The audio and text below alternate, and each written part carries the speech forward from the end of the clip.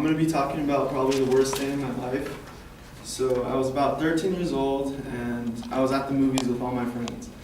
So we're eating popcorn, watching the Simpsons movie, and we're laughing, having a good time.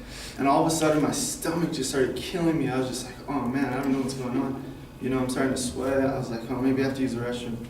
So I tell my friend, hey, I'm going to go use the restroom. Maybe I got to go dookie or something. I don't know. So I'm in the restroom and nothing's happening. I'm just sitting there and I'm just like, okay, well, I'm going to go sit back down. And so I go back, sit down in the movie, and I tell my friend, hey, you need to take me home right away after the movie.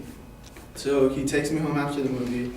I'm telling my parents what's going on, and they're telling me, okay, well, we'll give you some medicine for your stomach, see what's happening, and see what see what happens. So about an hour or two goes by, and nothing's happening. I'm just like still in pain. I don't know what's going on. And so I go back to my parents. They're saying, okay, well, maybe, you have gas or something, lay down and try to pass some gas. So I'm laying down, trying to pass some gas. Nothing's happening. I'm still in pain. I'm like upset. I don't know what's going on. So my dad's like, well, why don't you go to sleep? Maybe it's just, you just need to sleep. So I was like, all right. So I go to sleep. I wake up in the morning.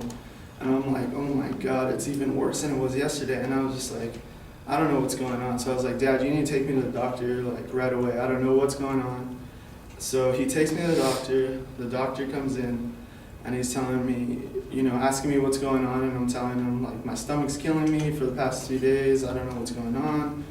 And so he started pressing on my stomach, and he finally came to the conclusion that I had appendicitis. And so he's like, you need to go to the emergency right away.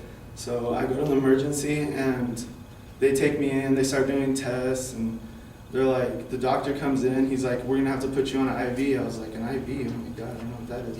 So he puts an IV in my arm, and it hurt. And they're like taking blood, and they're doing a bunch of tests and stuff. So, and then he comes back in. And he says, okay, well, you're gonna need surgery right as soon as possible.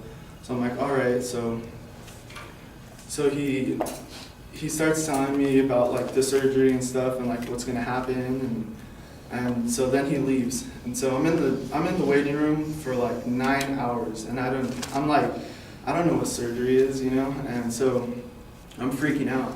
So then he comes back in. He's like, okay, it's time for surgery. You're gonna need to like calm down, and like he's telling me that I might die and stuff. I was like, oh my God, I'm only 13 years old. I don't want to die yet, So they start rolling me into the surgery room, and my brother comes on the side of the bed, and he's like, hey man, like everything's gonna be okay. Just say a prayer. I'll be here for you, like when you get out. And I was like, all right, I feel a little bit better. So we get into the room, and it's like the room was like in those horror movies when there's lights and like it was just really white, and I was just like, oh my God, I'm so scared I'm gonna die right now.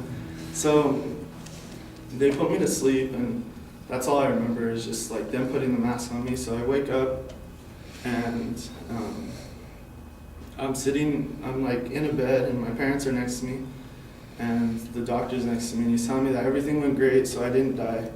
And then so then he's telling me, like, you can't be active for about 2 months. And I'm just like, oh my God, 2 months. I play sports, I go to school, I do all these things, I play with my friends. And so for 2 months, I didn't do anything.